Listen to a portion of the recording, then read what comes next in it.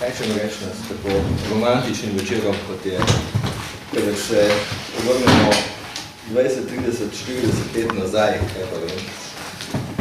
In razpravljamo o rečeh, ki so del neke intelektualne zgodovine že opuščenih držav ali pa del neke intelektualne zgodovine posameznikov, ki smo tako drugače bili so udeleženi pri iskanju takšnih ali drugačnih teoretskih formulacij in pa rešitev. Tako da se pač uvodoma, kot se temu tako spodobi, zahvaljujem za povabilo. Bilo mi je zanimivo seveda pogledati še enkrat skozi neko več kot 20-letno distanco, hkrati tudi na neko polemiko, ki se je takrat razvila in imela je tudi malo daljše korenine, tam nekje v 80-ih letih, začeli smo s neko diskusijo, ki je nastala ob tretji izdaji knjige Miladina Korača, ki je nekako veljal, ali pa ne bi bil, sej sam si tako skušal predstavljati kot Karl Marx jugoslovanskega samopravnega socializma. Tudi zamislil si je tako imenovani samopravni način, sodični način proizvodnje, kot prvo, drugo ali tretjo knjigo Kapitala. No, in v neki diskusiji, ki je bila takrat politično-ekonomsko postavljena z neke skupine zlasti starejših, pa tudi nekaj naših mlajših kolegov. V Kungotu se je to vršilo, tam je takšno intelektualno jedro za takšne diskusije, med drugim pa tudi za veliko bolj prozaične ideološke zgodbe v okviru tistih šolanj. Sam nikoli nisem več tam sodeloval, je pa vrsto asistentov, zdajšnjih profesorjev, recimo, pač bi bilo udeleženih takrat pri tovrstnih zgodbah. No, hoče reči, neka daljša zgodovina je v ozadju tega in to, kar se je tam dogajalo, Bajta, moram reči, takrat na tistem ni bilo. Bajt je v bistvu z Koračem obračunaval v svoji knjigi samopravno, mislim, da je že samopravna oblika družbene lastnine. To je bila knjiga, ki je bila izdana v slovenskem in ljubljansko-zagrebškem Globusu 88. leta in je tam seveda malce kasneje nekaj povedal okoli tega. Zdaj, kaj pravzaprav reče? Zdaj, kot vidite, če začnemo najprej z tem, kar ste prebrali. Sama polemika je temeljila na tem, da je teorija in praksa v bistvu odprla neko takšno rubriko pro et contra. Bajt je objavil takrat nek svoj članek, ki je imel dve ambiciji. Ena izmed teh ambicij je bila, da je skušal nekako pokazati, da trg ni, ne more biti sovražnik samoupravljanja in še manj socializma, pa tudi, da je to, kar so bile njegove teze, pravzaprav tako ali tako skladno z Marxovim razumevanjem in predvidevanjem. No, ne eno, ne drugo se meni ni zdelo pravzaprav ustrezno, kar zadeva čitanja in branja Marxa, je bila zgodba zlasti z malo širšega, sodobnejšega konteksta, sodobnega marksizma, seveda veliko preozko, veliko preveč poenostavljeno zastavljena. Kar zadeva pa Bajtovega razumevanja trga, je bilo pa tudi seveda neka zadrega, namreč Bajt je pripadal neki šoli ali pa neki skupini bolje, niti se ne bi on sam želel uvrstiti v nikakršno šolo. Namreč neki skupine ekonomistov, ki so bolj ali manj sledili predstavljanju neoklasične ekonomske teorije kot neke neutralne, teoretske paradigme in na drugi strani nekega tržnega modela, ki iz tega izhaja kot nekega neutralnega mehanizma, ki ga lahko predstavite v katerokoli okolje, on seveda tam na nek način generira najboljše možne rezultate. Da bi mogoče lahko razumeli ta kontekst, vam skušam mogoče najprej odslikati neko intelektualno zgodbo pravzaprav 50 let. V 50 letih naši kolegi, profesori, to so tudi potem moji podbirani profesori, s katerimi sem jaz delal, so takrat, pravzaprav to je bila vse, kar zadeva ekonomistov, preprosto neko politična odločitev, da so ljudje morali študirati na dveh krajih. Študirali so v Moskvi in študirali so v Ameriki. Vi veste, da je Slovenija bila, Jugoslavija, bila najprej konec, torej v časih 67-68 leta, povabljena in ponujali so jo, da jo vključijo v Marshallov plan. V tistem času, ko se je v bistvu na nek način ločevala, se je Amerika do nje ločevala od Sovjetske zveze, od Rusije, je Amerika ponudila vse, kar je bilo mogoče. No, mi smo seveda takrat to odklonili, ker smo pač menili, da ni ne ena, ne druga alternativa za nas in bila je takrat neka odločitev te tekmovanja, če hočete samo pravne tretje poti. Vendar je nekaj v 50 letih ostalo in to je bila recimo ena izmed boljših stvari, da smo bili vključeni v Fulbrightov program. Zakaj vam to govorim? Zaradi tega, ker je recimo zanimivo, mi smo zlasti v Sloveniji dobili prvi prevod iz tega Fulbrightovega programa, recimo samo ekonomike. Mi smo četrto izdajo te ekonomike, se pa nekega kultnega učbenika dobili. Ko sem jaz imel neko priložnost 20 minut se srečati pred 10 leti, malo več, 15 leti samo jaz sem to skušal povedati in so rekel, da je to, se mi zdi, neka zanimiva zgodba. Zakaj? Zaradi tega, ker je ta pragmatizem, ki ga samo jaz sem tam uvajal, bil tudi pragmatizem nekega iskanja intelektualnega ravnovesja v 50 letih. Skratka, študirati so mogli na zahodu in na vzhodu. Sodu je izbilo dno leta 1953 doktorska dizertacija Aleksandra Bajta. On je namreč doktoriral iz teorije vrednosti, Marxove teorije vrednosti, ki pa je na nek način veliko bolj kot na Marxa se naslanjala na Bembaverka. Se pravi, sledil je pravzaprav v pojasnjevanju teorije vrednosti kot nekega temeljnega iskanja. Teorija vrednosti je bila v tedanjem času, pa v 30 letih 20. stoletja, pravzaprav ena temeljnih politično-ekonomskih vprašanj razumevanja in oblikovanja socializma. Socializem je, kot veste, nastal tako, kot je, v nekem historičnem trenutku. Polen zdaj imamo njegovo veliko transformacijo in seveda ena izmed meni najbolj všečnih in znamenitih, morda tudi najbolj radikalnih politično-ekonomskih tez, ki jih Polen tam razvija v svoji veliki transformaciji, je ta, da je liberalni kapitalizem, pravzaprav rezultat zelo načrtnega, državnega, političnega hotenja, da pa je socializem kot planski koncept pa nastal pravzaprav ad hoc z neko političnim naključjem, zgodovinskim političnim naključjem. Malo zaradi tega, da bi kasneje skušal tudi to zadevo lahko pojasniti, če se želeli. Ampak hočem reči, takrat v teh 30 letih imamo plan, trg, kako na kakšen način pravzaprav uravnotežiti to zgodbo, kako teoretsko, fundamentalno pojasniti, kaj naj bi bila neka tako imenovana ravnotežna pozicija v socializmu, ki sprejema v določeni meri seveda te tržne odnose.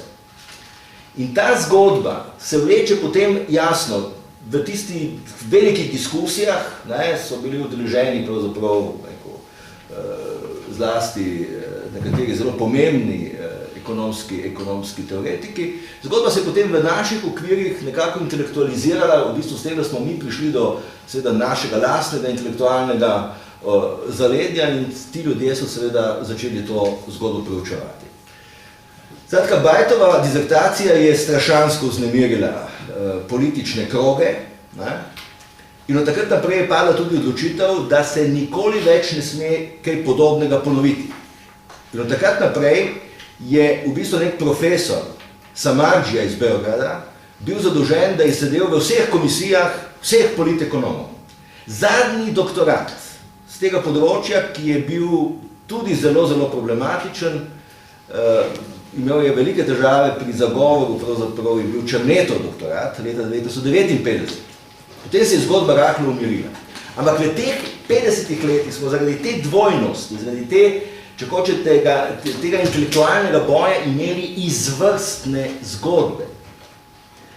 Recimo, en izmed zelo za vas manj poznanih, pa za nas z ekonomske fakultete zelo slavnih ljudi, je bil profesor Lavrač.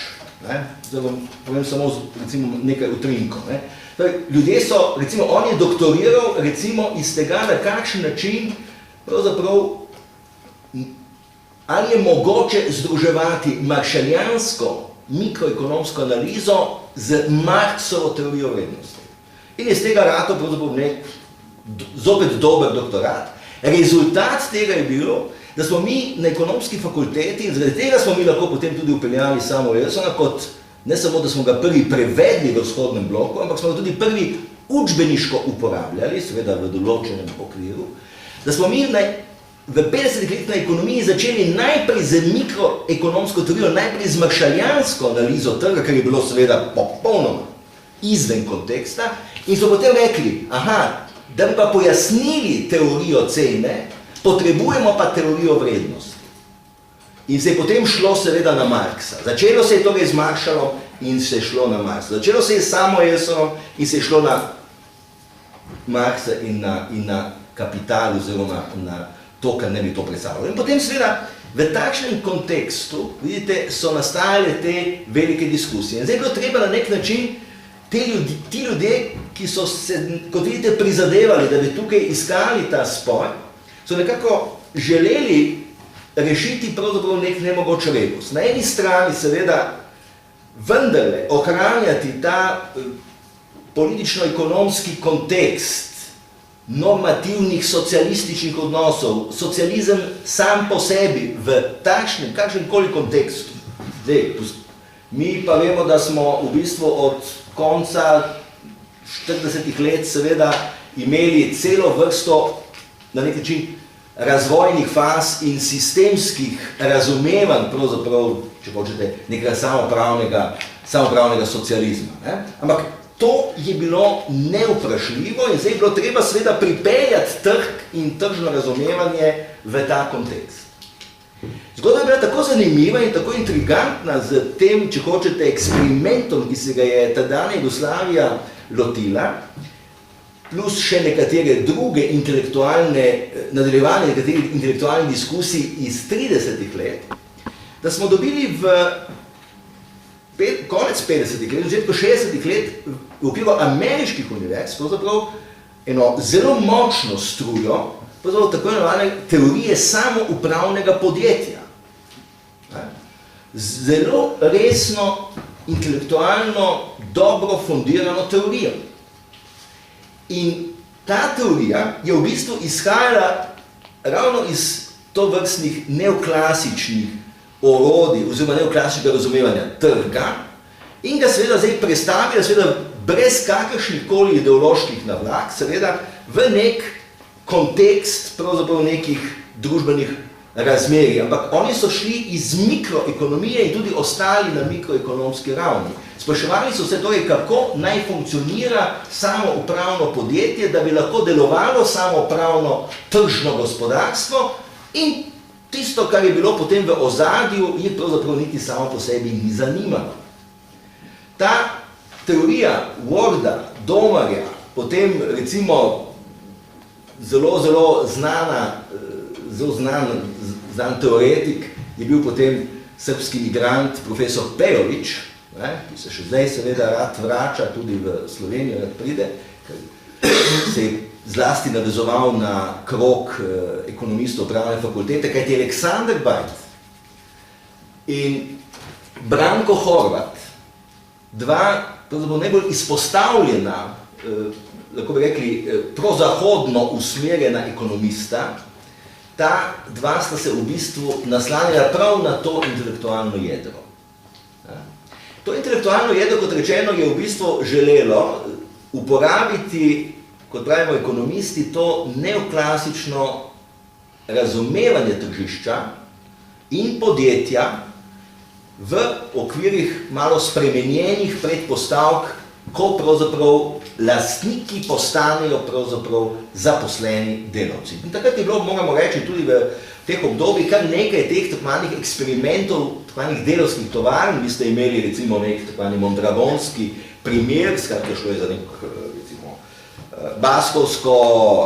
baskovsko majhno mesto, kjer so pravzaprav poskušali z posebnim eksperimentom priti do nekega zadružnega sistema. Skratka, imeli smo neko celotno intelektualno gibanje po vsem svetu. Jasno, Jugoslavija je bila veliki družbeni laboratorij, strašansko zanimiva, in potem pa še seveda različne enklave, in to veliko teoretsko intelektualno jedro je bilo v ZDA, hkrati so bili ti, tako rečem, vezni elementi, no, recimo med mlajšimi kolegi, ki je potem bil celo v nekem kratkem obdobju v 70-ih, tudi svetovno združenje, da smo se razumeli, je bil danes recimo še vedno recimo naš kolega Aleš Vakčič, recimo, ta je bil najmlajši takrat po izboru, recimo Branka Horvata, recimo, ne, ta skupina je nekako Ter Petrin in tako dalje, tudi sam sem potem nekje pripadal temu, ne, je to v bistvu nekako gojila. Ne. No, zakaj vam to govorim? Zato tega, da ste videli, kje pravzaprav se je ta intelektualni koncept nekako zbiral. Še enkrat, Aleksander Bajt je torej pripadal pravzaprav neki skupini ljudi, ki so seveda glavno oporo našli v ameriških kolegih, ki so seveda preučevali predvsem mikroekonomske osnove delovanja samoupravnega podjetja in od tod potem izhajali na osnovi teh konceptov, so širili to zgodbo v tržno gospodarstvo in tako dalje.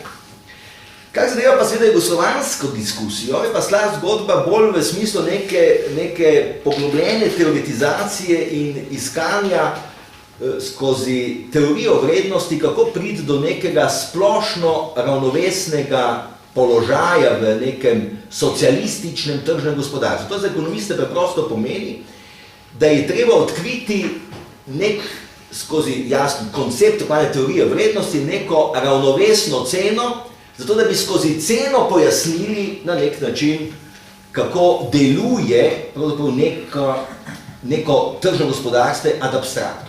In ta diskusija, ki je bila pravzaprav, na nek način se je vlekla, od klasične politične ekonomije dalje, je bila diskusija o tako imenovani normalni ceni. In ta normalna cena, to se pravi, što je za popolnoma abstraktni koncept, da smo se razumeli, to nima veze, to, kar vam zdaj govorim, je v bistvu konceptualizacija neke teorije o socialističnem trgu, ki bi skušal na nek način, tokrat pa seveda skozi marksistične, torej že tudi normativno opredeljene, torej marksistično metodološko in krati politično normativno opredeljene okvire socializma, in zdaj skušamo najti nek mehanizem trga, ki bi tem predpostavkam ustrezal. Ali skozi, recimo, ponavljanje, če hočete, marksistične metodologije, skratka, obremenjenost, produktivne sile, producijski odnosi, producijski način, skratka, ta del metode, in na drugi strani seveda razumevanje trga skozi teorijo vrednosti. No in tukaj se je pa potem zgodba takrat razdelila na tako imenovane dohodaše in profitaše. Skratka, na dve skupini, pri čemer so takvani dohodaši pravzaprav govorili o tem, se spomnite Marxova formula C plus V plus M. To je ta najbolj temeljna razgraditev pravzaprav blagovne vrednosti. V plus M je dohodek, kajti C je ta prenešena vrednost konstantnega kapitala, to je sploh en problem, o katerem bomo malce mogoče kasneje lahko rekli. Glavna zgodba je bil ta dohodek, ta V plus M, in ta dohodek zdaj pripada seveda in se deli v celoti delavcev. ne, in iz tega vidika, ne, da ta dohodek, gospod C je v bistvu prenešena vrednost, stroškovno se jo da nekako zajet, ta celoten dohodek naj bi torej na temelju prevladujoče normativne samoupravne teorije pripadal delovnim kolektivom. In ker se je tukaj pravzaprav v osnovi, kot vidite, izhajalo iz tako imenovane enostavne blagovne produkcije, formula namreč C plus V plus M velja za to, kot pravi Marx, preprosto, enostavno produkcijo, preprosti trg, brez pravzaprav še že upeljanega potem trga kapitala, ki na podlagi različnih organskih sestav kapitala začne mešati med panogami pa med podjetji na nek način pretakanje novo ustvarjene vrednosti in s tem ustvarja tudi profitno stopnjo. No? Tisti, ki so torej pa izhajali iz kapitalistične blagovne produkcije, iz tako imenovane produkcijske cene, C plus V, ne plus M, ampak profitna stopnja M, ulomljenost C plus V in tako dalje, da ne govorim. Ne? Tako, to so bili pa tako imenovani profitaši. Ti so pa pravzaprav bili bližje neki drugi struji, da je na nek način treba vendarle vzeti bolj upoštev problem kapitala. Da je treba vendarle videti v tem ne toliko tiste normativne predpostavke, socialističnih odnosov, ki puščajo ta trg relativno preprost in ga socializem kot preprosti trg tudi na nek način predela, ampak je to neka vendarle malo bolj avtonomna oblika, ki pravzaprav že lahko poraja protislovne zaradi objektivnih razlogov. Te objektivni razlogi so bili tukaj dani skozi te različne organske stave kapitala, v ozadju stojijo različne produktivnosti in potem pridemo do tistega fenomena, ki ste ga pri Bajtu lahko tudi na nek način zaznali, tega silnega problema produktivnih sil, ki so nekako objektivizirane v ozadju in ki potem vplivajo na to, da zaradi objektivizacije, pravzaprav bi danes rekli industrijske strukture, imamo različne pozicije organske sestave kapitala, spravi različne tehnologije, razmerja med, če hočete, kapitalom, stroj, materialnim kapitalom, stroj, tukaj, da smo se razumeli, finančnega kapitala tukaj ni. O tem bom malce vedel kasneje, to je bistvena stvar za sicer določitev kapitalizma. Se pravi, celotna ta zgodba je ta, da seveda ti mani profitaši pravzaprav razumejo, da je treba nekaj narediti z kapitalom. In zdaj, velika teza slovenskih, torej jugoslovanskih profitašov, in en najelegantnejših formulacij tega je napravil, recimo med drugim Ivan Lovrač, je bila sledeča. Družba ima pravzaprav družbena sredstva. Ta družbena sredstva kot kapital daje v najem delovnim kolektivom. Zato jim zaračunava določeno ceno tega kapitala. In zdaj je treba to ceno kapitala odšteti. Treba jo je upoštevati. Kakšna je ta cena kapitala? To je stvar, če bi zdaj šli gledati, kaj sem to zadnjo Bajtovo knjigo, se on zelo veliko ukvarja. On do istega problema seveda pride popolnoma skozi eno drugo tezo. Tezo seveda Pejoviča in Furbotna, dveh neoklasičnih ekonomistov, ki so se ukvarjali z samoupravnim podjetjem, in tam je bilo seveda vprašanje, na kakšen način pravzaprav zagotoviti na nek način investicijsko prožnost v samoupravnem podjetju. Skozi kakšna korporativna upravljavska upravičenja. In potem seveda se neka investicijska varčevalna funkcija znotraj tega razvija, to je popolnoma tehnični proces, imate formule in tako dalje. Tukaj je šlo bolj za politično-ekonomsko analizo, ampak v končni inštanci, vidite, so te zadeve vse šle nekje, seveda vsaka skozi svoje temeljno torišče. No in tukaj je bilo narejenih v Jugoslaviji na konceptu te normalne cene, dizertacij, analiz, koliko hočete. Sveda, zgodba je šla popolnoma v abstraktne vode in jasno, iz tega mi nismo mogli v končni inštanci izluščiti nič uporabnega, tako ne za analizo samega institucionalnega sistema in njegovo delovanje, kaj šele za funkcioniranje. Kajti, vse to, kar zdaj govorim, je bilo pa popolnoma ločeno od neke zdaj pa popolnoma ločene struje ekonomistov, ki so se pokvarjali z ekonomsko politiko. Spravi, to so bili politični ekonomisti, spravi ljudje, ki so v bistvu govorili o tem, kako kakorkoli ustvarjati nek socialistični ekonomski sistem, socialistično tržno gospodarstvo, razmišljali so torej o nekih sistemsko-institucionalnih okvirih, ne pa o delovanju in funkcioniranju. Potem smo imeli pa popolnoma pragmatično linijo ekonomskih politikov, ki so seveda jasno govorili o tem, kakšni davčni sistemi, kakšni proračunski sistemi, kakšna je politika reguliranih cen, in tako dalje in tako dalje. To je bila popolnoma druga situacija. Mimogrede, Alexander Bajt je za svojim ekonomskim inštitutom pravzaprav razvil že relativno zgodaj, kajti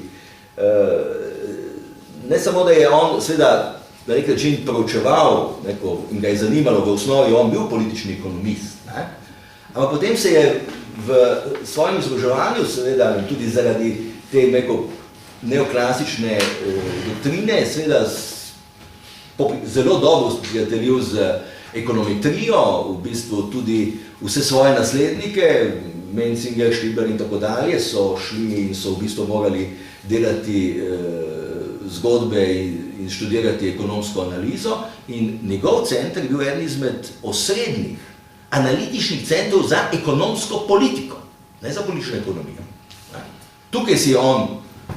In to je bil v bistvu malce, zdaj ne bi rad seveda, če boste želi, bomo lahko tudi o tem govorili, mislim, da je zelo dobro, če bi hoteli Aleksandra Bajta seveda kot eno izmed zelo zanimivih osebnosti, mislim, da je leto, zdaj ne vem, ali je zgodba šla, ali mislim, da zdaj so izprijavili, ne, pripravili simpozij o njem, pa da bo drugo leto, skratka, ker skušajo osvetliti to njegov stranico, ampak če ga bi želeli intelektualno pa osebnostno spoznati, potem preberite njegovo zadnje, tokrat pa zgodovinsko delo Bergmanov dosje, ki nima vezo z ekonomijo, ampak ima vezo v bistvu z neko njegovo to svojevrstno dvojno pozicijo, ki je zelo, zelo vešči vse skozi gledal. Ampak to je druga zgodba.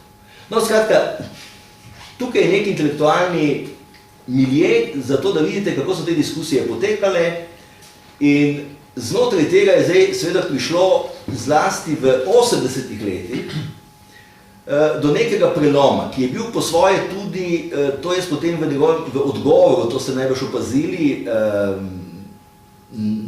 na to diskusijo, na to na nek način opozarjam.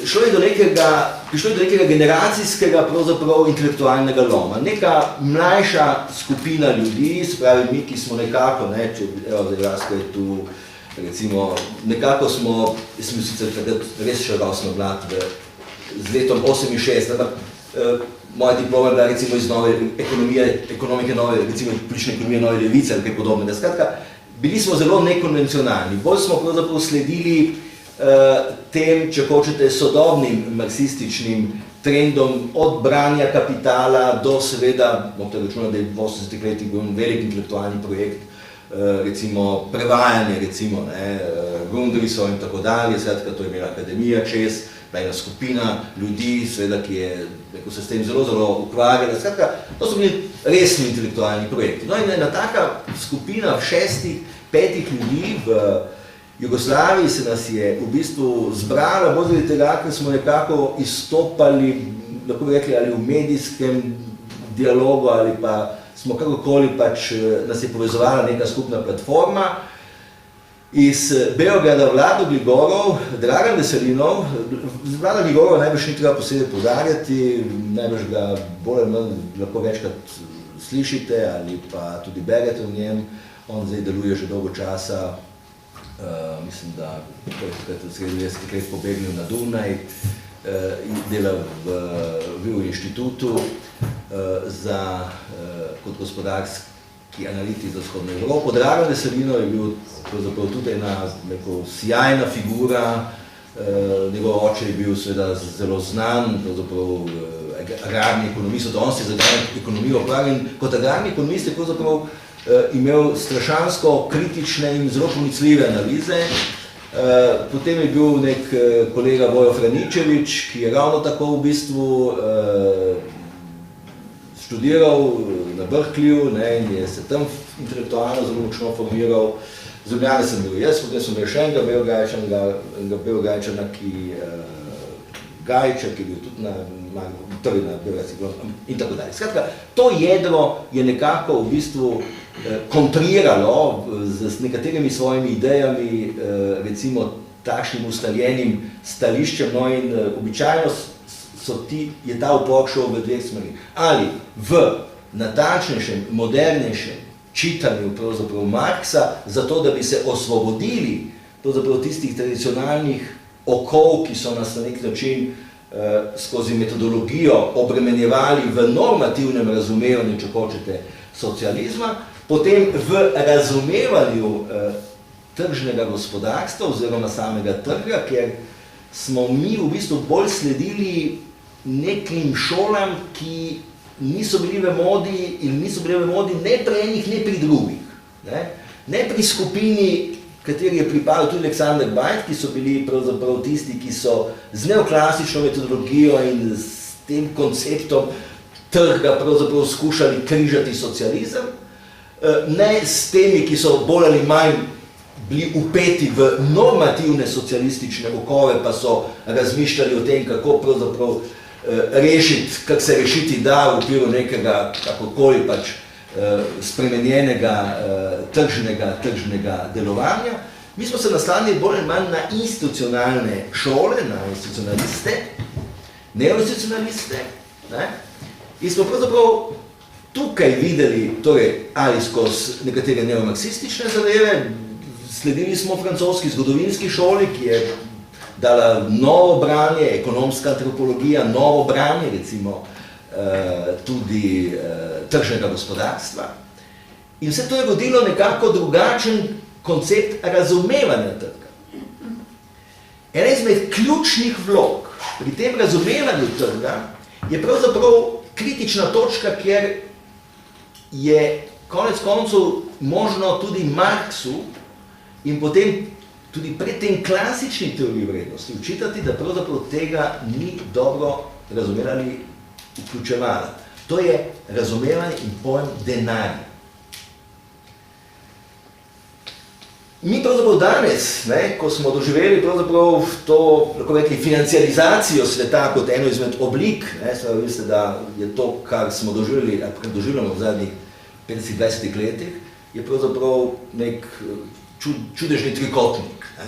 Na eni strani globalizacija, če preprosto s tem mislimo na fizično sproščanje pravzaprav trgovanja, prenosov znanja, tehnologij, blaga, storitev. Preprosto sistem enostavno zamislimo delovanje pravzaprav globalnega svetovnega trga.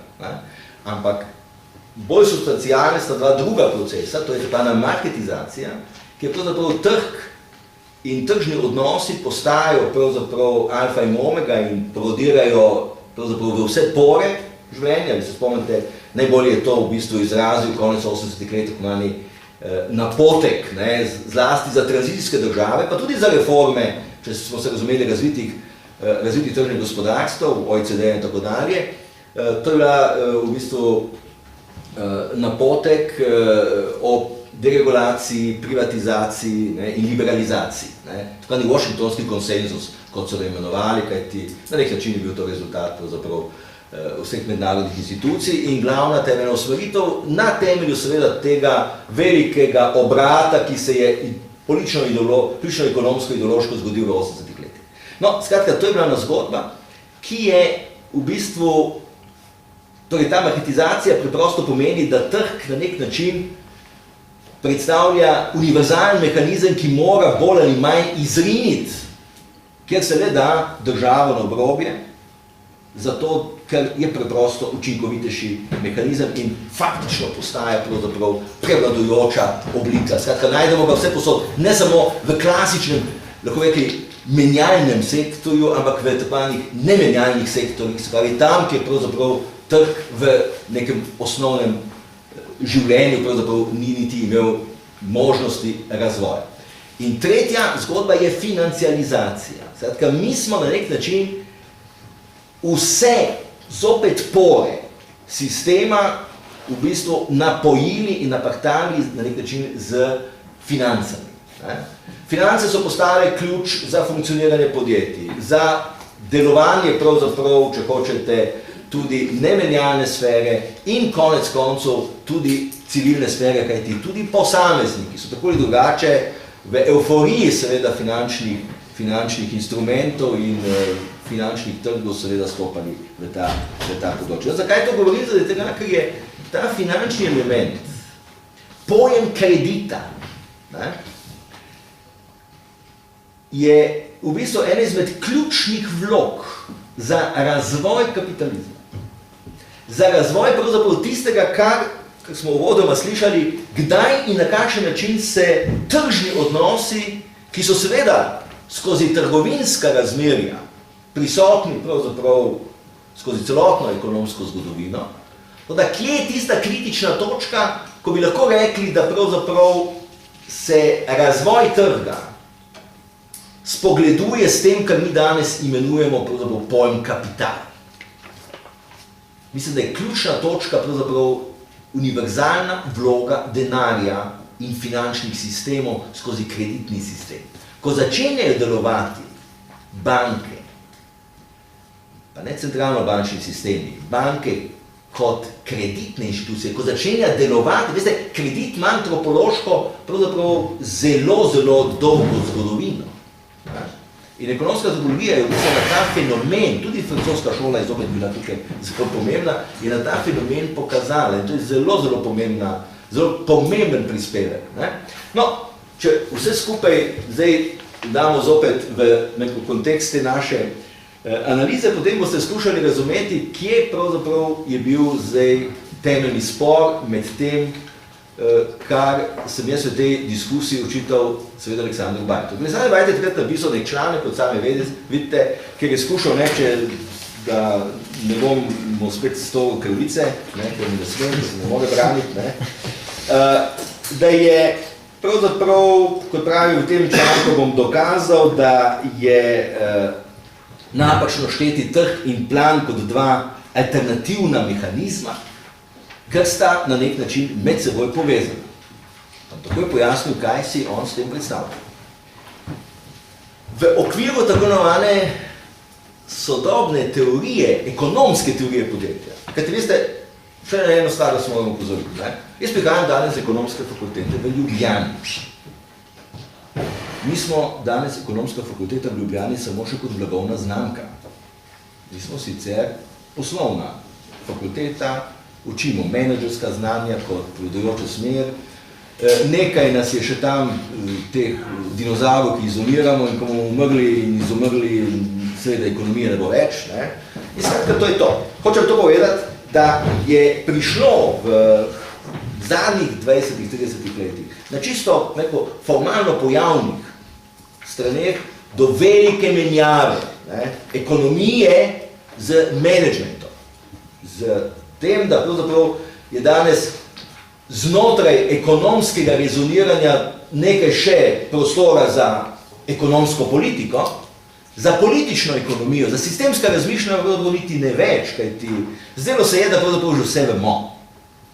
Razen da nas potem seveda presenetijo globalne, strukturne, sistemske krize in vsa zmeda, kot vidite, ki pri tem na nek način nastaja. Skratka, prišlo je do neke velike menjave.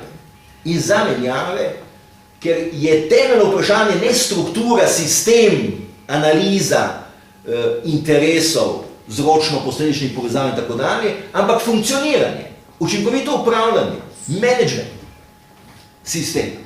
In zato so danes ekonomske fakultete širom po svetu menedžerske šole. Vidite, en izmed Nobelovih nagrajencev, Coase, je dobil Nobelovo nagrado za ekonomsko preučevanje podjetij. To je v bistvu zdaj, zato sem vam to povedal, ker je to eno izmed zadnjih poizkusov, da se na mikroekonomski strani je se še skušalo ohraniti nekaj, kar danes tudi ni več relevantno. Ampak, ko se je v bistvu postavilo neko zelo inteligentno vprašanje, zakaj pravzaprav obstajajo podjetja, če trgi tako fenomenalno razrešujejo vprašanje? Če trgi pravzaprav za svojo razpršenostjo poslovnih odločitev teh mikrosubjektov pravzaprav skrbijo za to, kaj koliko za koga, s cenovnimi razmerji, skrbijo za alokativno učinkovitost in tako dalje. On je rekel, če so podjetja obstala historično, institucionalno, potem so očitno zelo institucionalno konkurenčna zgodba samemu trgu. Se pravi, podjetje, ki je element trga, je pravzaprav trgu nasprotno. Je nekaj, kar ni trg. In v podjetju mi trga ne sreča. V podjetju vladajo hierarhični odnosi. V podjetju vlada v okviru corporate governance, a jeste zgodba, ki pravzaprav ne spominja na kakšno posebno demokratično dogovarjanje. Ekonomska demokracija je pravzaprav nekaj, kar je bilo zopet v bistvu v obliki timskega dela, da ne govorimo o participativni demokraciji, je nekaj, kar je pravzaprav dodatek za to, da umirite strasti, da v bistvu dosežete še boljšo učinkovitost, še boljšo, kot bi danes rekli, vključenost dela k kapitalu, če govorim v razrednem jeziku. Se pravi, osnova razumevanja Coase, Debseca in tako dalje je bila pravzaprav hierarhična struktura podjetja in podjetje je v bistvu planski organ.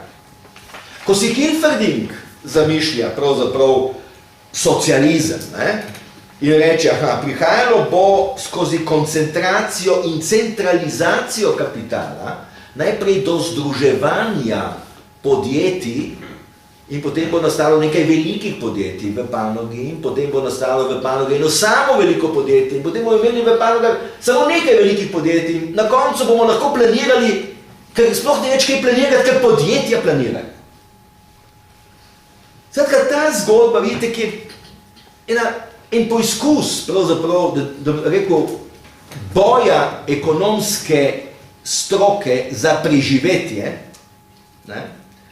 je v bistvu vodila to takvano teorijo podjetij, mikroekonomsko teorijo, ki je v bistvu skušala vpeljati neke elemente, pravzaprav, če hočete, ekonomske sociologije, ampak zopet v bistvu nekako, veste, postavljeno v nek kontekst. No in kontekst, ki je bil tukaj, ki je tudi zelo pomemben za Aleksandra Bajeta, je pravzaprav koncept tako zvanih lastninskih pravic. Property rights. Kajti tukaj je bila teza sledeča. Če bi in če idealno delujejo lastninske pravice in iz tega izpeljane potem upravljavske pravice, potem je v hierarhičnih odnosih podjetja možno tudi doseči optimalne ekonomske rezultate. Kajti lastninske pravice, ta idealna porazdelitev in ta odgovornost, ki iz tega izhaja, omogoča pravzaprav odgovorno obnašanje teh hierarhičnih struktur. Ta takvani, to, kar se mi danes blazno, za drugo zvoga, pragmatičnega zvoga, kot okvarjamo, corporate governance. To je bila v bistvu ta takvana teorija agenta in principala. Lastnik, ki, če je pravi, daje v bistvu v najem kapital menedžerju, ga kontrolira in on potem deluje v njegovem imenu.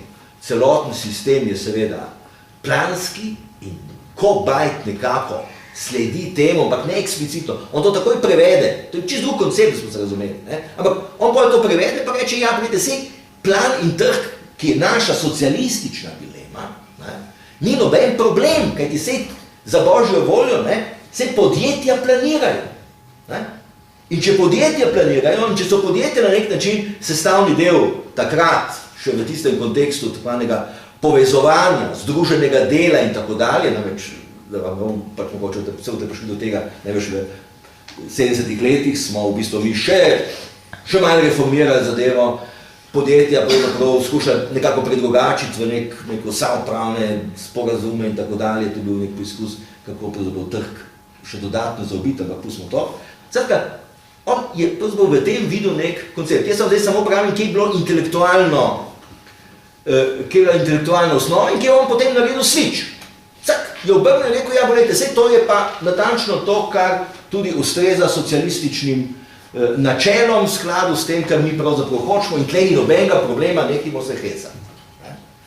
Druga teza, da so produkcijska razmerja, no, ta je bila sploh tista, ki je, da so produkcijska razmerja, da so produkcijske sile dane objektivno, in da v nobenem primeru niso odvisna od kogarkoli in da so seveda na drugi strani tudi tržna razmerja tukaj, odvisna predvsem od tega, kako se pravzaprav trgi strukturirajo z vidika vstopa, število udeležencev, se pravi, mi imamo prosto konkurenčne pozicije, kadar je veliko relativno malih pa nemočnih udeležencev, pa imamo monopolistična ali pa oligopolna udeleženca. Bolj gre za to, kolikšna je moč in sposobnost tržnih subjektov in samo to determinira trg, nič drugega.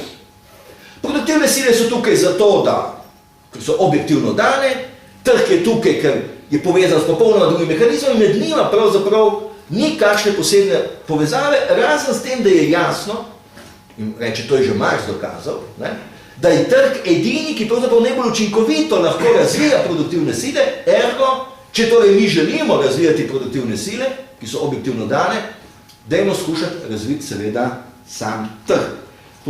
No in to je tisto, to je bil tisti citat, na katerega sem se tudi najbolj naslovil, tisti svoji prvi repliki, trg je v razmerju do družbenih odnosov v bistvu neutralni mehanizem. Pazite, tu je, sicer on se tukaj ne sklicuje v svojem članku na to, ampak to je v bistvu Hayekova teza. Teda, pri Hayeku veliko bolj sofisticirana. Pri Hayeku zgodba ni enostavna. In tudi Hayeka ni zlahka zaujeta, ampak v bistvu gre za to. Hayek je pravzaprav skušal reči, ima druge nastavke, kar zadeva, če hočete, kulturnega nasledstva, pa kot pravi on ta, če hočete, sistem, pravzaprav, on loči med čisto trgovinskim, pa med tem seveda družbeno-razvojnim tržnim delom, ampak, ne glede na zelo kompleksno strukturo, ki on zlasti v vrednotah, v kontinuiteti vrednot trgu pripisuje, v končni inštanci je trg zanjega neutralni mehanizem. In ko smo mi imeli, zdaj, veste, percepcija Hayeka je bila spet ena zgodba, ki je bila zelo traumatična v Ljubljani na ekonomski fakulteti. Skratka, mi smo Hayeka lahko po tistem, ko je vendarle njegova zadnja knjiga pravzaprav doživela, na nek način prevod, vso nadomišljavost pri kartini, je v bistvu zgodba vendarle malo stekla in potem smo po smrti nekako z njegovim, torej z Freiburškim združenjem naredili potem nek posvet v Ljubljani, da smo ga 97-98 leta drugo sekcijo sodeloval, recimo skušali na nek način reafirmirati in ga sploh postaviti v nek prostor. Kot vidite, smo zdaj šele Adama Smitha začeli postavljati v prostor, kljub temu, vam ne bom govoril o anekdotah, kaj se je dogajalo pred, sredi 90-ih let, ko so me povabili, ko me je nek založnik povabil, če jaz lahko Adama Smitha nekako predlagal, ker sem predtem namreč predlagal eno knjigo enega Mežeskega guruja, enega pač mislim, da je sicer bil v osnovi je bil makedonski žid Adizesa, ki je potem v Kaliforniji deloval, sjajen človek, menedžerski govorim. Potem smo njegovo knjigo prevedli, on je prišel sem, smo imeli okroglo mizo, 300 ljudi je bilo v dvorani in tako naprej, skratka, tam so bili blazno navdušeni. In potem so rekli, ja, ko sem pa jaz predlagal nekaj Adam Smitha, zelo banalno se je rekel, vse sem videl celkrat teh, lahko bi se nekaj naredilo, ne, pustimo zdaj, to je veliko stvar. Pa so rekli, da ideja se mi zdi sjajna, oni bojo tehnično uredili, mene so pa prosili, če bi jaz lahko z Adamom Smithom govoril, če bi on lahko prišel v Ljubljano, da bi imeli enaki event. Urednik je bil diplomat ne ekonomski, ampak pravni, ampak lahko bil tudi ekonomski. To je zelo res anekdota Stanje duha v 90-ih letih glede profesije Adama Smitha. Mislim, da se zdaj to kakokoli v tem času izboljšalo, no, za Hayeka pravzaprav še čakamo. No, hočem to povedati,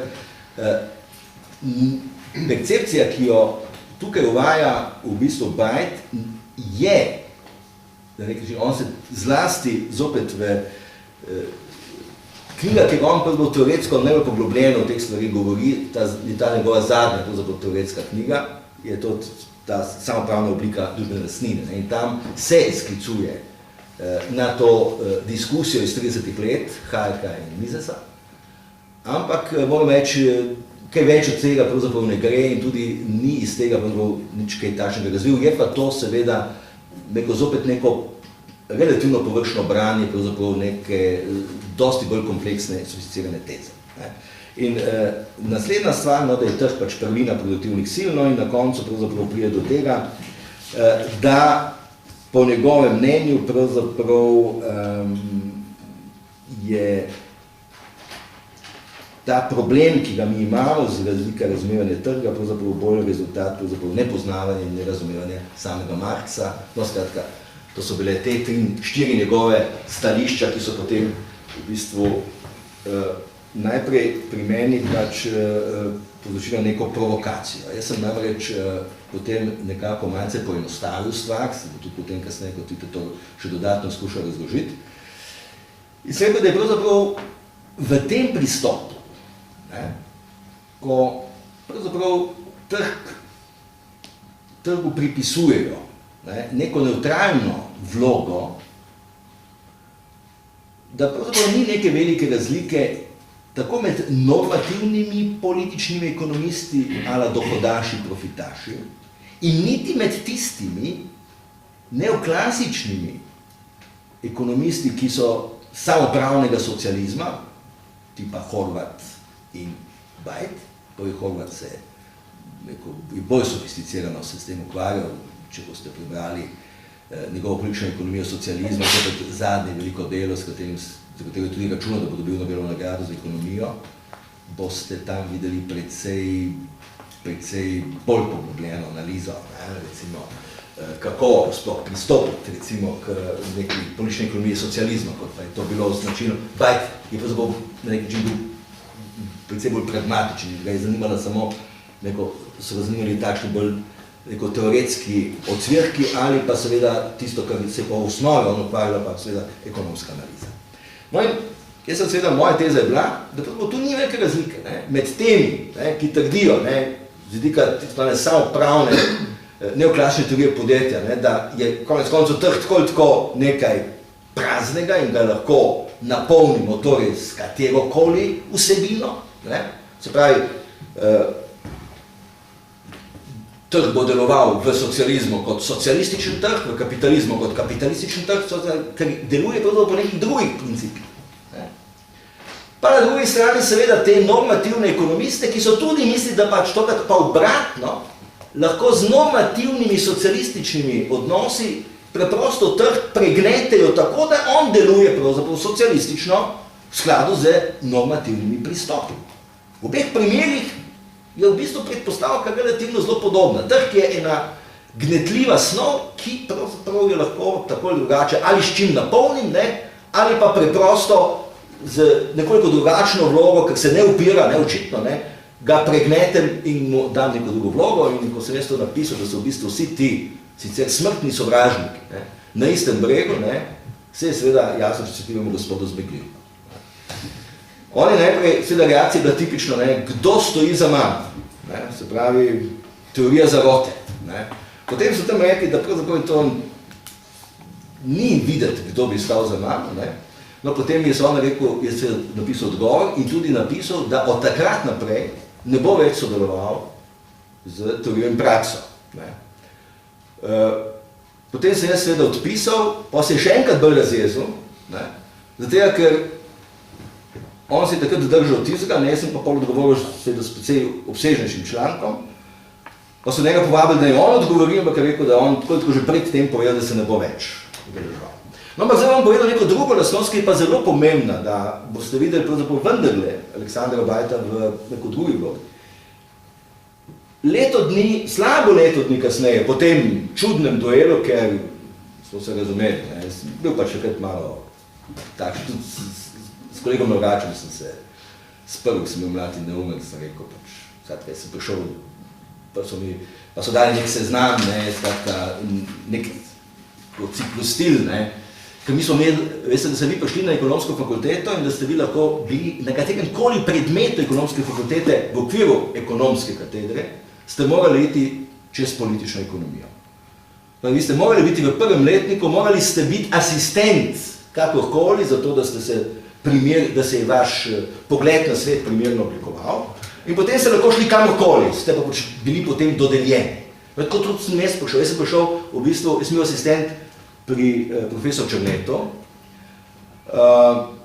in sem potem jaz mogel iti v prvi letnik, da bi se nekako očistil, ne, kvarnih vplivov. In potem smo mi dobili nek cepustil in sem jaz tam seveda cepec, ne, mlad kot sem bil, pač napisal, da se mi ne zdi ta koncept najbolj, ta prehod iz maršaljanske analize v marksistično najbolj konsistenten in tako naprej. Gospod Loračič seveda rekel, da se z mano zelo strinja, da če bi jaz to nadgradil, bi se on tudi umaknil, ne, pa ste, jaz sem imel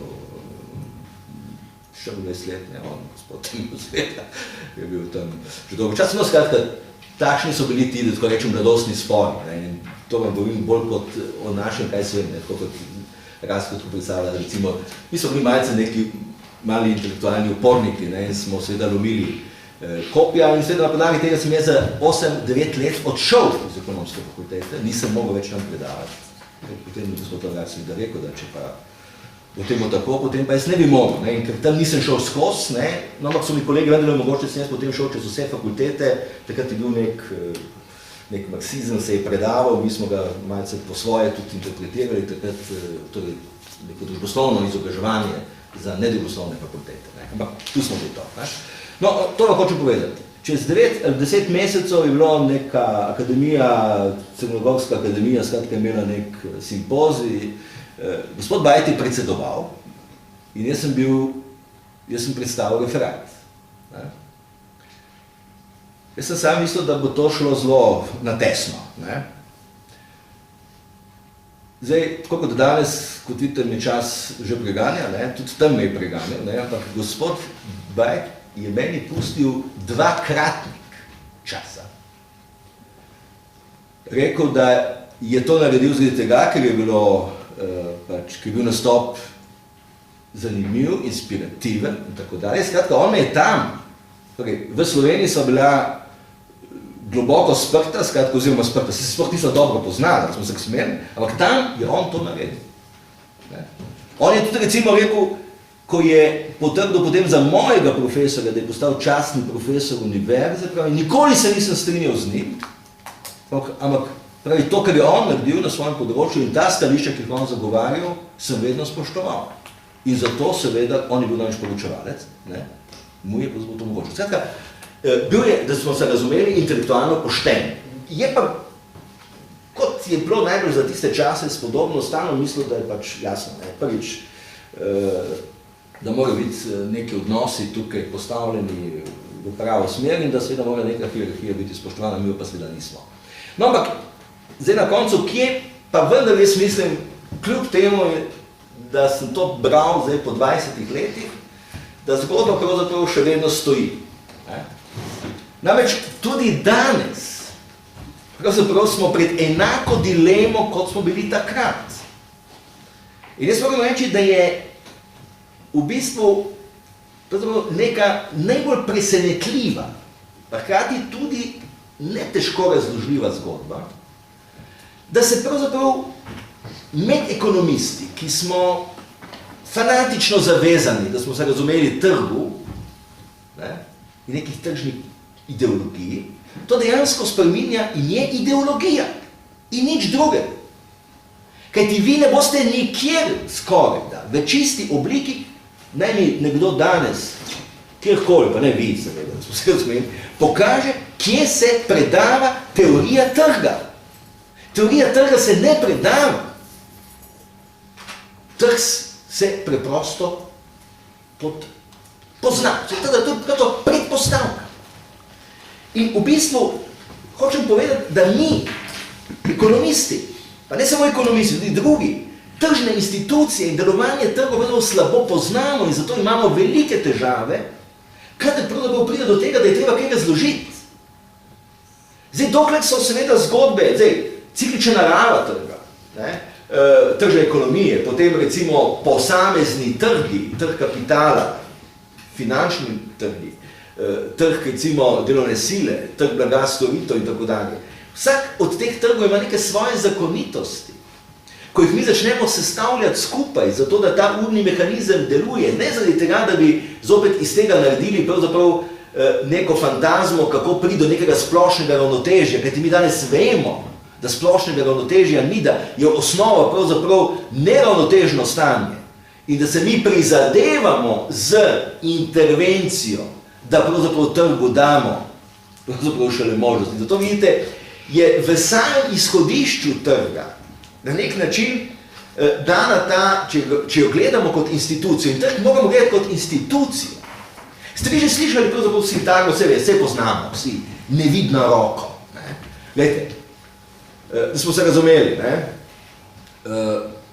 če bi malce globje pogledali to sintagmo, in danes vidite, kje je pravzaprav vidite vsak dan, kje slišite. Zdaj, v tem hipu, kot vidite, je svetovna kriza, zakuhali so jo tako ali tako v zasebnem finančnem, bančnem, podjetniškem sektorju z neracionalnimi poslovnimi odločitvami, govorim samo o mikrovidiku, ne govorim o vseh ostalih zadevah. Potem, ko je prišlo do te krize, se je seveda pojavila država, ki je na nek način reševala banke, ki je reševala tudi podjetniške sektorje ali posamezna podjetja. Zdaj so države v krizi, temu pravimo fiskalna kriza, ampak fiskalna kriza, kot veste, je stara že 30 let, skratka, tudi ekonomski sociologiji, da ne govorimo o političnih drugih teorijah, je to že stara štorija, tam iz 80-ih let, ampak to nima veze zdaj. Skratka, mi imamo danes fiskalno krizo in kaj vam zdaj govorijo? Treba biti zelo previden, kaj ti morda nas trgi ne bodo razumeli in bodo seveda reagirali tako. Kdo so ti trgi? Ti trgi, dragi moji, so seveda približno 1500 imen in priimkov korporativnih voditeljev, svetovnih bank, holdingov, finančnih in nefinančnih institucij, ki seveda odločajo. Pravi, ta takala nevidna roka je v bistvu vidna roka, so se razumeli. In nikoli trg ni deloval brez pravzaprav te vidne roke. Pravi, če je kaj ekonomska teorija trga dokazala, tisto, kar sem prej govoril, torej ta malo poenostavljena zgodba plana in tako naprej, je v bistvu to, da podjetja delujejo pravzaprav po hierarhičnem principu. Delujejo konec koncev z določeno močjo in voljo. So rezultat, torej, in zdaj se spomnimo, odkot Adamu Smithu pravzaprav sintagma nevidne roke enkrat, izven konteksta, mi smo iz tega deli ideologijo. Defoe, Tom Flanders, Lopo, to je njegov roman. Roman o nekem tipu, ki je trgovčič, ki je pravzaprav prevarant, in njega vodi nevidna roka. Vidite, kakšna silna metafora. In Smithu se je to zdelo sjajno in je potem predstavil pravzaprav v svojo knjigo, samo enkrat, mi smo iz tega naredili potem eno fenomenalno ideologijo, da je to nekaj, je tukaj za nami, kar pravzaprav nikakor ne moremo razumeti. Nekaj, kar nas danes prisiljuje, kaj ti vsak dan berem, ne? Da se nam, jutri bo kakšen minister razpravlja, rekel, da le ne bomo preplašili, ne? Te trge, ki bi nam potem seveda zaračunali pribitke na obrestno mero in tako dalje in tako dalje. In celotna zgodba je pravzaprav sestavljena iz tovrstne ideologije. No, hočem vam povedati, da mi pravzaprav danes trge, tržno ekonomijo relativno zelo slabo razumemo. Pa če se zdaj vrnemo vendarle nazaj, ne, kak ste marksistično obarvani, ne, v smislu pač teorije vrednosti in tako naprej, v Marxovi formuli, pa se vrnimo nazaj na CVM. Ne? Pa jo, zdaj ne gledamo skozi teorijo vrednosti, pa gremo še eno stvar nazaj, pa gremo na tisto čisto menjalno formulo BDB ali DBD. Skratka, imamo tako enostavno blagovno produkcijo, menjalno sfero BDP in kapitalistično, ker je denar in izhodišče in konec. Poglejmo to vlogo denarja še enkrat, to subverzivnost, da bomo bolje razumeli, v čem je pravzaprav srž tržne ekonomije. In najbolje znamo in lahko odčitamo ravno skozi to Marxovo formulacijo. Kaj je denar? Denar je najprej v osnovi monopolno blago, ki omogoča menjalni proces. Kajti denar, tako kot ga opredeljujemo v okviru takvanih centralno-bančnih sistemov, je natančno ta hierarhija sistema in je v srčiki pravzaprav delovanje tržnega gospodarstva, kajti brez menjalne sfere, menjalne sfere ni brez posredovanja denarja, to je temeljna institucionalna razvojna značilnost tržnega sistema. Se pravi, monopol posreduje konkurenco. Če pravim, ne, in vedno včasih svoje kolege ekonomiste pravim, ja, ko se toliko ukvarjate z bančnimi stvarmi in tako dalje, zakaj pa potem ne gre se na konkurenčno vlogo denarja? Se tudi to obstaja, da smo se razumeli, ne, teorija denarja, da bi se pravzaprav banke, vsaka poslovna banka bi zdala svoj denar, imeli bi konkurenco denarja, tudi to smo se razumeli. Ampak, kot rečeno, očitno je ta sistem bil preprosto premalo obvladljiv. Tržno gospodarstvo, ki bi temeljilo na konkurenci denarja, preprosto ne bi bilo politično gnetljivo. Zato, vidite, je denar v izhodišču postal politično blago. Se pravi, politika posreduje ekonomijo. Pa smo zrušili še eno protislovje. Ne, kakšno drugo. Ne? In tako naprej, skratka, v srčiki tržnega sistema je subverzivnost denarja tista, ki pravzaprav ruši monopol kot osnovo za trg, kajti, gledajte, tudi s tem, kar pravzaprav je Bajt predvideval. Ja, takoj, ko je, v kakvi prosti konkurenci lahko sploh govorim, če govorim o funkcionalnosti tržnega sistema. Si trg po logiki stvari teži k monopolu. Če bom jaz zdaj seveda nekako bolj sledil menedžerskim teorijam, bom jaz rekel, kaj pa je moj smisel? Ja, moj smisel je, da dobim, kot bi zdaj danes rekli, diferencialno rento, diferencialni profit, se pravi, jaz moram pravzaprav priti do tega, da, kot pravi, recimo, teorija konkurenčnih prednosti, recimo, Ricarda, jaz moram priti do neke razlike v razmer do drugih, do nečesa, kar bi danes sociološko rekli, do identitetnega kapitala, ki ga seveda znam na nek način tržiti. Ta različnost je pravzaprav pogoj za to. In če jaz to delam, potem mi pravzaprav ta sistem tako sam po sebi začenja razpadati in teži k monopolizaciji. In ne obratno. Se pravi, hierarhizacija trga je pravzaprav narojena. In trg se, če boste šli vi gledati, kako, zato sem rekel, berite Adama Smitha, da boste videli, ker je to, spet drugače rekel, ne? To je bogatstvo narodov, pazite, zakaj je on dobil na koncu, pravzaprav, skoraj 10 let ga je država nagradila, ne? In postavlja, če hočete, pravzaprav danes bi rekli v sodobnem jeziku, ki je Wikileaks, recimo ekonomski diplomat. Zato, ker je to priročnik, priročnik države, da vodi ustrezno politiko trga in med drugim pojasnjuje tudi delovanje trga. Je strašansko nezaupljiv do podjetij, ki niso podjetniškega značaja, do delniških družb. Kajti delniške družbe takrat so bile pravzaprav leglo gospodarskega kriminala. Danes prevladujoča oblika kapitalskih družb so v tistem času pravzaprav pripeljane zgodbo tako daleč, da je angleški parlament sprejel za delniške družbe natančna navodila o plačah menedžerjev, natančna navodila o tem, kaj smejo in kaj ne smejo početi, kajti sicer jih bojo zbrisali z registra. V času, ki ga mi danes opevamo kot obdobje proste, konkurenčne, liberalne ekonomije. Nikoli ne obstaja. In tukaj je imel Polanyi absolutno veliko bolj prav kot recimo Hayek. Je pa Hayek dal seveda velik prispevek k temu, da pravzaprav mi razumemo trg.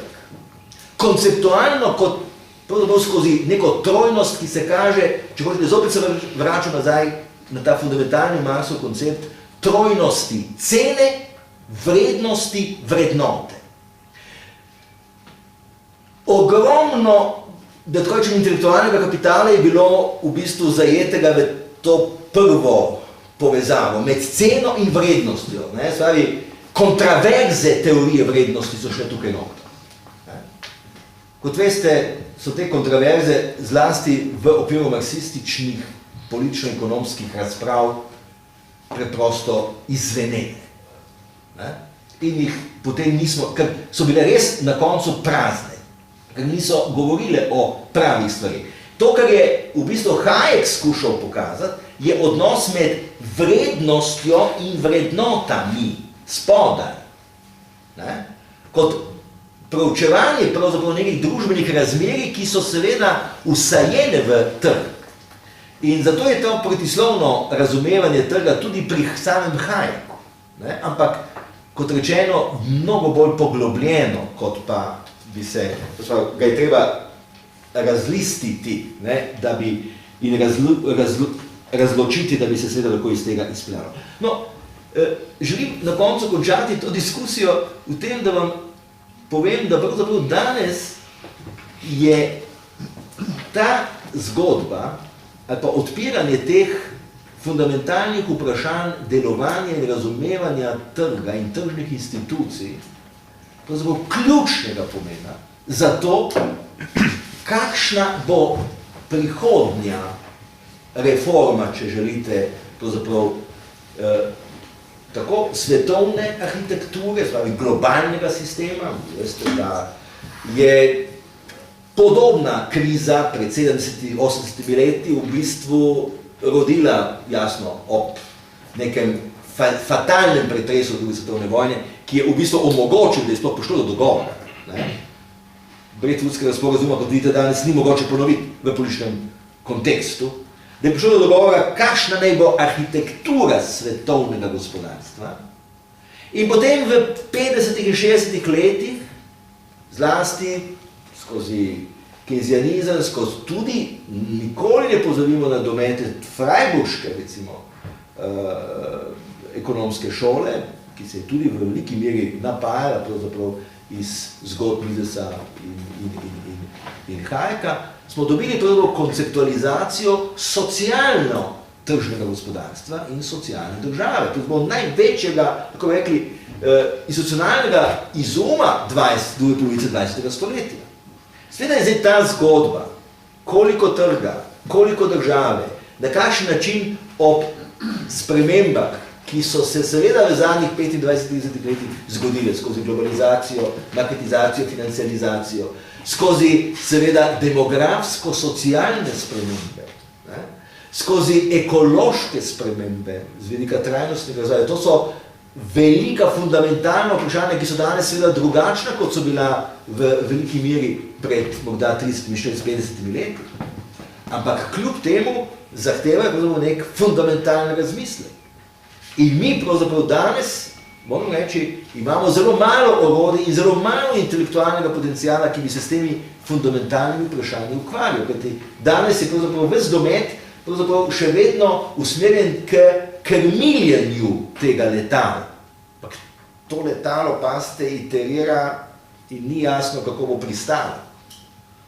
Motorji v glavnem ne delujejo. Zdaj, da ne bom banaliziral sjajne prigode, recimo, bivšega Pahorjevega ekonomskega jurišnika, mojega kolega Lahovnika. Tako da, v bistvu, je danes izjemno pomembno, zato se meni tudi zdi ta vaš napor, skozi proučevanje neke zanimive politično-ekonomske zgodovine, konec koncev tudi samopravljanje, zame je bilo presenetljivo, kaj in na kakšen način smo mi pravzaprav nek fundamentalen odnos, ki smo ga vendarle gradili, pa če bi ga očistili, bi lahko iz tega naredili marsikaj, pa smo v bistvu to participativno ekonomsko demokracijo samo v korporativnem smislu pripisali potem od Nemcev, ne od samih sebe. Naredili še dodatno zmedo z mešanjem pravzaprav pravnih sistemov, mi smo pripisovali, imamo korporativni upravljavski del pravzaprav prepisan iz nemških predlog, finančni del smo kopirali pravzaprav po ameriških, dobili smo v bistvu mešanico kontinentalnega in seveda anglosaksonskega korporativnega prava in iz vsega tega jasno se seveda, kar zadeva upravljanja podjetij in učinkovitosti upravljanja podjetij ne more roditi nič pametnega. Zdaj govorim seveda predvsem o tem, da se mi danes ukvarjamo tako na strani svetovne ureditve, potem velikih regionalnih centrov, med katerimi seveda spada tudi Evropska unija, pa seveda tudi posamičnih držav, pa podjetij, če hočete, ukvarjajo predvsem s problemi menedžiranja, upravljanja, koordiniranja, skratka, z nekimi funkcionalnimi stvarmi, kako pravzaprav narediti in čim bolj učinkovit način krmiliti ta sistem, o sistemu samem, o tem, kam pravzaprav gremo, pa pravzaprav niti ne govorimo in tudi ni na nek način odprtih intelektualnih platform na tem področju. Tako da v bistvu tista zgodba, ki je bila dana v začetku 90-ih let, sicer navidezno kot floskula, da pravzaprav je konec velikih zgodb, da je konec koncev ena sama temeljna usmeritev in da seveda znotraj tega ni kaj več problematizirati, ampak je treba samo še udejaniti tisto, kar je v danem trenutku najbolj učinkovito, to je tisto, kar je pravzaprav ostalo od vseh velikih diskusij. In če bi mi lahko se vrnili nazaj na 30 leta, ki so bila intelektualno izjemno močna in ki so takrat faktično odpirala, pazite, pa vendarle fundamentalna teoretska vprašanja. Tako z vidika ekonomskih politik, z vidika politično-ekonomskih sistemov in z vidika seveda potem tudi neke arhitekture sveta, ki bi se morala zgoditi. Jasno, bilo je to v času, ko se je potem zgodba preprosto obrnila drugače. Ne bi bil na koncu pesimističen, če boste sledili teoriji dolgoročnih ciklov, izmed tistih, ki so se ukvarjali predvsem z vojaškimi cikli, Goldstein, je pravzaprav nekako v svoji dizertaciji v začetku 80-ih let predvideval, da se srečujemo na podlagi te mehanike sicer z precejšnjim problemom velikega vojaškega konflikta v 20 letih 21. stoletja. Tako da zgodba tega anarhičnega, tega, kot vidite, nimamo samo mi Pahorja, tudi drugi ga imajo, je pravzaprav nek problem elit, je nek problem nesposobnosti pravzaprav ukrepanja in nesposobnost razumevanja strukture, arhitekture, pravzaprav zgodnega sveta, in to je pravzaprav zaslušujoče in vse za teoretike, ki smo se ali pa se boste ukvarjali s tem frustrirajoče. Jaz vas bi pustil v teh frustracijah čim bolj ustvarjalni še naprej in evo, bomo skušali odgovoriti na kakšno bolj detaljno vprašanje, če se želim. Dobro. Ja, dajmo potem odpreti prostor za diskusijo, če bi kdo želel kaj vprašati. Kaj bolj konkretnega. Mogoče lahko jaz odprem, ne, da odbijem. Jaz bi se pa vendar mogoče vrnil malo na jugoslovansko situacijo, ne. Vi nekako ocenjujete, da ta velika diskusija med profitaši in dohodaši oziroma veliki poskusi, ki niso samo jugoslovanski, ne, določanja normalnih cen, ki se zvedejo pravzaprav na vprašanje cene kapitala, ni dala nekih relevantnejših odgovorov. Bi se pa človek vprašal, ali jih je koliko daleč do teh odgovorov prišla praksa in sicer tista praksa, ki nekako traja do recimo leta 61 in malo naprej. To sprašujem zato, ker bomo imeli naslednji teden gosta profesora Melcherja, ki bo govoril o Kidričevi dediščini. In en način določene cene kapitala so skladi in akumulacija, recimo. Ne. In ena od hipotez, ki jo poskušamo preverjati na tem krožku, je tudi ta, ali bi jugoslovanski sistem, ukolikor ne bi pač šel izrazitejše liberalne reforme, uspel ohranjati recimo svojo rast, kakršno je imel v drugi polovici 50-ih let, oziroma skozi cela 50 leta. Ne. Skratka, ali ta model, ki seveda je imel težave, zato se tudi moral reformirati, vendar je imel več potencijala, kot se ga je potem uspelo realizirati.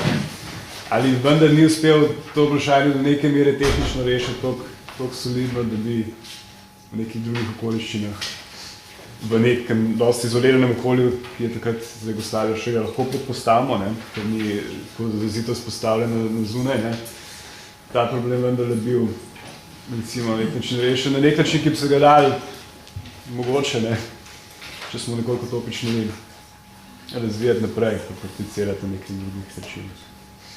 Ja, no, zagotovo boste pri kolegu Melcherju lahko dobro sledili tudi nekoliko drugačni argumentaciji. Glede, zgodba je relativno spet ni tako zelo komplicirana, je pa žal seveda doživela natančno takšen epilog, kakršnega je po mojem mnenju pač mora doživeti. In tudi sicer ne bi doživela. Glede, v 50-ih letih smo mi imeli eno obdobje, ko pravzaprav še nismo zelo natančno vedeli, kako in kaj. Avtonomija podjetij, ki je bila v sredi 50-ih let, je bila pravzaprav nenavadno velika. Ne? Mi smo imeli izvoljene, pravzaprav postavljeno v bistvu to samopravno strukturo delavskih svetov. Zadeva je bila, če gledamo malo sociološko, kulturološko, je bila polna pravzaprav nekega upanja. Lahko bi mogoče tisto obdobje 50-ih let, z vidika neke vizije, neke energije, primerjali pravzaprav z začetkom 90-ih let te nove slovenske države. Ne. Skratka, ljudje so pripravljeni marsikaj postoriti, ni pravzaprav še na nek način, lopovi se še niso uspeli organizirati, bi lahko rekli, ne. Skratka, ni pravzaprav še vseh institucionalnih, formalnih in neformalnih mehanizmov, tako da je veliko pravzaprav neke spontanosti, ne, in to omogoča pravzaprav sistemu v 50-ih letih, da pravzaprav deluje na nesistemskih osnovah, na nek način zelo učinkovito. Imeli zdaj seveda, kaj je skrivnost visokih, relativno visokih rasti, smo se razumeli v tedanjem času, velja za celoten, tudi zgodba je tam v drugi polovici 50-ih let, da se začenja stvari obgačati na bolje. Zgodba je zelo preprosta, pač stvar je treba statistično gledati, kakšne so osnove, na čem pravzaprav mi začnemo indekse nabijati. Ne. In če so te osnove pač skromne, ne, potem je pač relativno hitra rast nekaj, kar pravzaprav ni tako strašansko težavno seveda napraviti. Ne. In to je bil tudi čas, veste, kjer smo mi pravzaprav dobivali, pa relativno vešče krmarili med vzhodom in zahodom.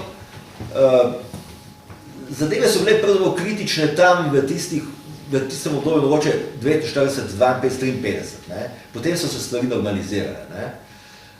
Tako da ta 50 leta so bila po tej plati čisto gledano strukturno, razvojno, nek interregnum, ne, skratka, bili so dobri nastavki, ni se še točno vedlo, kako sistem socialno naj bi funkcioniral, bilo je veliko zagnanosti in bili so nizki indeksi, ki so stvari delovali. Zdaj, z vidika te malo bolj te teoretske zgodbe, pa stvari, pravzaprav, da boste videli, v čem je bila poanta in zakaj pravzaprav to na nek način ni moglo delovati. Problem se je pa kazal ne samo pri nas, tukaj, bil po svoje praktičen, bil je tudi teoretičen, ampak so se s tem ukvarjali tudi v okviru takvane teorije samoupravnega podjetja. Ne? Namreč šlo je za to, kaj se maksimira. Ne? In predpostavka neoklasične teorije podjetja je bila, da se maksimirajo pravzaprav v samoupravnih podjetjih, da se ne maksimira dohodek, ker ti dohodek je bila neka eufemična celota, da se maksimirajo osebni dohodki. Če se maksimirajo osebni dohodki, je bila predpostavka, da bodo ljudje vse, kar bodo zaslužili, pravzaprav razne amortizacije, ki mi tako računovodsko prisilno jemljamo in ima 500-letno računovodsko zgodovino, ne, pravzaprav ne bo neč za investicije. Ne. In bilo to velika, to je ta problem, pravzaprav kako generirati, pravzaprav na nek način, znotraj tega maksimalna, znotraj nekega obnašanja samopravnega podjetja, ker ni torej nekega nosilca kapitala, ne, kako pravzaprav generirati investicijsko dejavnost. No, zdaj, prvotno je v socializmu šlo za to, da se je v 50 letih pri nas takrat razmišljalo, da mi bi pravzaprav že dali, ne, v upravljanje na nek način delavcem podjetja, ampak da ta podjetja delujejo na osnovi takovanega, takrat so že mirno rekli, državnega kapitala. Ne? In zato, ker smo njim ta državni kapital dali, bi seveda zdaj njim na nek način zaračunali. Ne? To je ta, če hočete, zdaj, akumulacijska stopnja ali neka cena tega državnega kapitala. To naj bi država v bistvu potem koncentrirala, ne? Pri sebi v okviru tako imenovanih investicijskih skladov in država je torej tista potem, ki skrbi za investicijsko dejavnost. Naj si bodi infrastrukturnega značaja, pa tudi podjetniškega. Ni se zaupalo, ne, do kraja pravzaprav, ali so v podjetjih delavci, samoupravljavci, sposobni dolgoročno na nek način skrbeti za svojo osnovo. Kasneje, ne, pravzaprav se te teorije, ne, skušajo vendarle izviti iz tega klinča, ne, državne akumulacije in državnih investicij, večje stopnje zaupanja, tudi teoretično so to skušali pojasnjevati, da so vendarle samoupravljavci, ki dobijo, ali pa delovni kolektivi, ne, to so bile tudi izkušnje, ki so se pokazale, ne, da pa ljudje niso ovce, ne, in da so na nek način pač v podjetju gledali, ne, da je materialna osnova, da je rast podjetja pravzaprav hkrati tudi njihova največja varnost zaposlitve, je hkrati tudi največja varnost za to, da bodo seveda produktivni, da bodo seveda tržno, poslovno uspešni in tako dalje.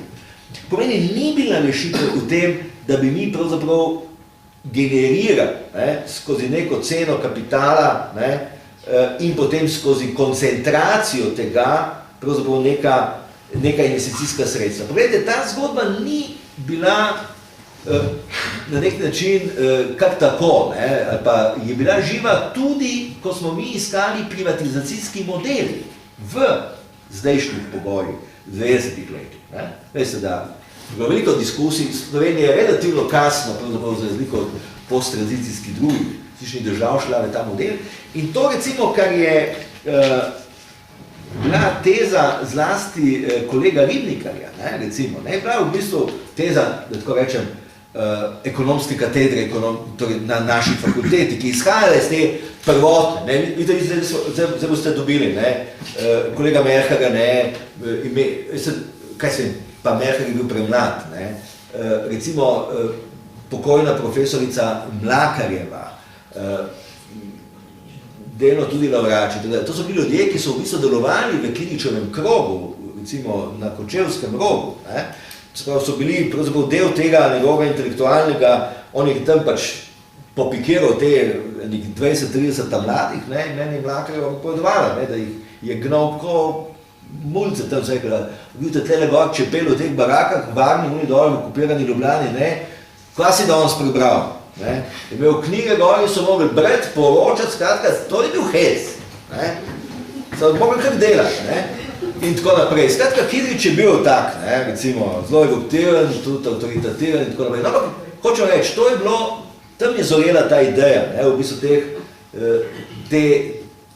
te cene družbenega državnega kapitala, koncentracije. Zdaj, kakšna je bila potem ta porazdelitev, znotraj tega, ali je seveda ta cena kapitala ravno toliko velika, da se še lahko formirajo tako imenovani državni akumulacijski skladi, da pa hkrati seveda določene investicijske funkcije ostanejo tudi na podjetniški ravni, kar je bilo seveda potem kasnejši donesek. Ampak nikoli pravzaprav ni potem do tega na nek način prišlo, kajti vsem se je zdelo pravzaprav ta zgodba nekako zlasti z vidika prerazdeljevanja teh sredstev, iz vidika centralizacije teh skladov, kljub temu, da še danes, spravim, kolega Merhar je ravno, ko smo zbrali njegove članke, smo izdali pred kakšnimi parimi meseci, recimo, jasno, tudi zdaj še vedno piše o teh zgodbah, kaj pravzaprav, da bi to bila, recimo, takrat za socializem, pa tudi danes lahko še,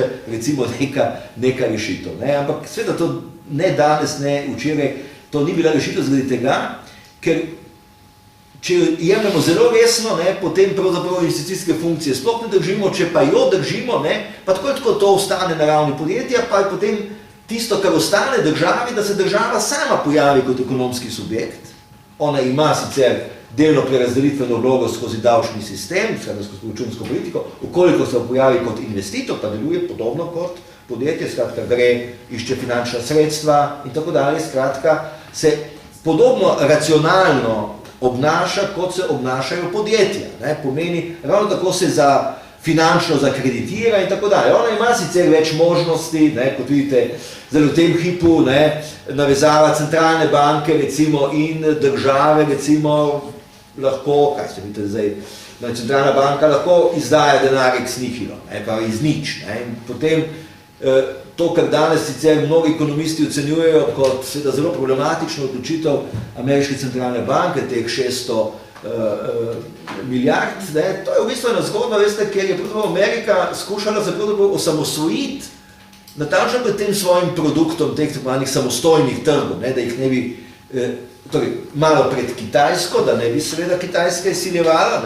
recimo, ker je bila ona do sedaj glavni nakupovalec, ameriških državnih papirjev, zato ima ta veliki pretok, veste, danes ste vi imeli presežke v mednarodni trgovini na Kitajskem, na Japonskem, pa recimo v Nemčiji, potem ste imeli pa velike dolžnike, tisti s primanjkljaji, to so bili pa ZDA in tako dalje, in potem seveda imate danes pretoke 2-3 tisoč milijard v teh tovrstnih izravnavah.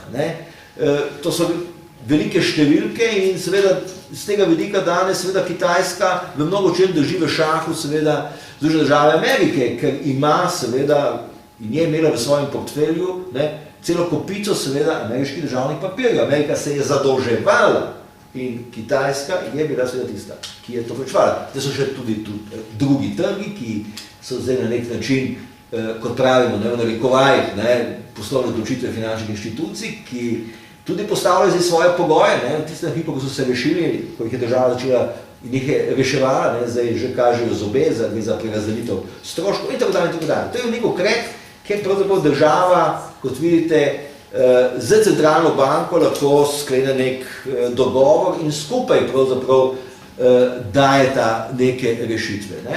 Tako da ta sistem pravzaprav centralnih investicijskih skladov je sicer možna oblika, ampak to pravzaprav tudi, če bi danes, vidite, v bistvu zgodba poteka povsem drugače, ne, skozi dividendno politiko, skratka veliko bolj decentralizirana, veliko bolj fleksibilna. No, hočem reči, če bi mi imeli ceno, tudi danes, če bi država imela ceno za svoj kapital, lahko bi ga imela, ne, in bi ga v bistvu fiksirano odvzemala, bi to bilo pravzaprav zelo neelastično glede na poslovni cikl in glede na poslovne zahteve, ki jih imajo podjetja. Dividendna politika je veliko bolj elastična, kajti ona izhaja iz tega, ali mi danes to lahko naredimo ali ne, mi se vsako leto odločamo. To je pa mehanizem, ki je v bistvu konstantni. Jaz ceno določim in potem je to neka konstanta, ki jo v bistvu podjetja na nek način kalkulirajo v svoje stroške, država tudi ve, glede na lastninsko strukturo, s kakšnimi donosi lahko računa in je to v bistvu na nek način, neka relativno trda opora, kadar gre za ciklično gibanje, kadar gre za prilagajanje, je takšen sistem preprosto neživljenjski. In v poslovnem smislu, moram reči, ne bi bil dovolj elastičen za to, da bi lahko se učinkovite uprli. Mislim, da je ta sistem na korporativni osnovi, na to, da država podjetniško nastopa na finančnih trgih, pravzaprav bolj dinamičen in omogoča večjo stopnjo fleksibilnosti in z tega vidika se mi zdi, da ta zgodba iz 50 let v nobenem primeru, razen takrat, ne bi danes moglo preživeti. Ali bi pa seveda samopravni socializem šel po drugi poti, če bi se ta zgodba seveda uresničila, to je pa, veste, zgodba, ki je neko tako. Zakaj pravzaprav takrat ni prišlo pravzaprav do neke realizacije, ampak je samo delno, v bistvu to bilo nakazano, ampak kot vidite, so potem relativno hitro začeli to zgodbo seveda opuščati. Razlog še enkrat je bil, po mojem mnenju, kar zadeva Jugoslavije, predvsem v tem, da se jim je ta stopnja, ko bi se oni mogli na nek način odločati in zdaj imeti enotno ceno kapitala za različno ekonomsko razvite dele države, pravzaprav politično zelo problematična. Pravi, cena kapitala, ki bi mogla biti enaka v Sloveniji in recimo na Kosovo, da damo primer, po Makedoniji, ker je to bila enotna država.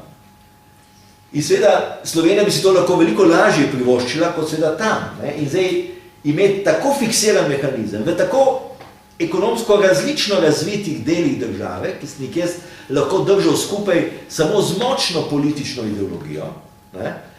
In seveda potem tudi, kot veste, cela vrsta reform, socialističnih reform, ki je bila kasneje spočeta, je bila spočeta tudi zaradi teh velikih trend, ki so nastopala ravno iz teh regionalnih ekonomskih razlik in ki so se potem vezali na različne stopnje seveda ekonomskega in potem tudi političnega nacionalizma in potem jasno razpadanja in pokanja tega sistema pošilj. Taka ena izmed zgodb, velike reforme, ustavne reforme, 1994-1995, celotnega koncepta združenega dela,